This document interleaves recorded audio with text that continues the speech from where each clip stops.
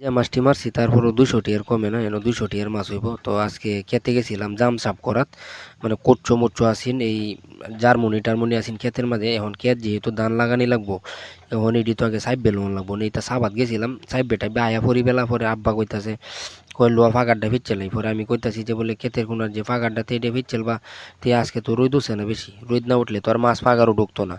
পরে আব্বা কইছে লোয়া এই যে বাড়ির যে বালতি দিয়ে গামলাটা টেলাতালি লই আইগা আগে ফিরছে চেক করে দেখি যে এটা মধ্যে কিতা আছে। এরপরে আমরা ফাগার ফিরছে দেখলাম যে মোটামুটি বালা মাছ পাইছি। বালা মাছ বলতে এখন আমরা এই মাছ পাইছি না আপনার এই যে ঘুরাঘারা কোনো মাছ পাইছি না, এখন যা মাছ পাইছি সব জাতি মাছ, মাগুর মাছ, কই মাছ, শিং মাছ। এরপরে আপনার পাইছি এই এই আরও মোটামুটি জাতি মাছ বেশি একটা পাইছি না, কমই। তবে যে মাছটি পাইছি প্রায় বাজারও নিল 200 টাকার কমে না, ঠিক আছে। তো এই যে আমরা কেটটা আসলে মূলত আমরা কেটে সাইডেতে যে কেটটি সেই কেটটি আপনার একটু উঁচা, তবে আমরা কেটটা একটু নিচা। তবে এই কেটটার মধ্যে যেহেতু ফাঁকার দিছি কোনার মধ্যে, যে কারণে এই মাছটি পাইছি। আর অন্য ক্ষেতের মাঝে কিন্তু পানি নেই।